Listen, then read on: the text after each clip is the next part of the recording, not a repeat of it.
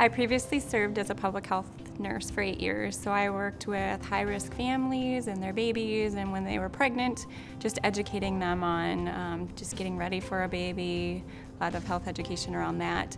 And so I had a passion around care coordination and connection to resources. And about 5 years ago, my mom suffered from a stroke, and I learned through that process that the system can be kind of broke for families. And so I had been kind of searching out a role where I could fulfill that and help families muddle through the system, get the resources they need so they can get the best possible care when they're in crisis. So healthcare at home at Daniels, we work with patients that are high risk, tend to have multiple diagnoses, have a lot going on. They may need resources, and connect them to what they need so that, when they go to a specialist, say they're seeing a cardiologist, I follow up after the appointment, make sure we're updated to the treatment plan, anything, med changes they might have, so their primary care provider is able to really stay on top of what their needs are. I'm also the person that if the primary care provider makes a change and it's pretty significant going home, I follow up in between the appointments. So I check in on them to make sure they understand maybe the medication change or they got connected to the referral that we made for them. But it's just being that kind of center hub for them, someone that they can connect with more immediately and connect them to what they need in between appointments. It's important that the Mankato Clinic is certified for healthcare home because we need outcomes. We need to show that what we're doing is different.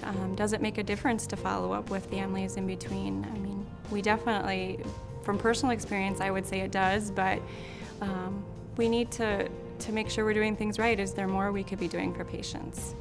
Right now, we're doing a lot of collaboration with the other staff at Daniels. The primary nurse and the provider and we do huddles almost daily. So we talk about the patients coming in and if there's anything we should make sure we're preparing for when they come in so that their visits are most worthwhile when they come in and they have what they need. Relationship building, I think, is crucial. We don't just come in, who am I to that patient?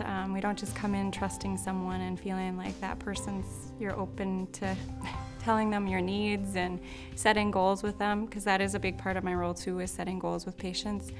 So until I get to know them and their family and their unique needs,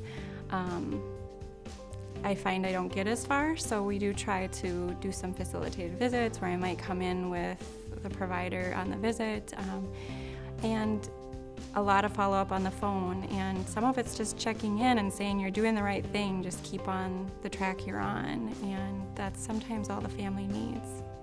We have been getting wonderful feedback. I mean, I have families saying to me, I've been waiting for something like this.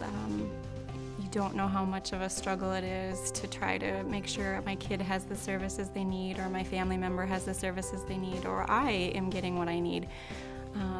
So thankful. Patients are just so feeling lost and so thankful that they finally have someone that they can turn to and get their needs met fairly quickly.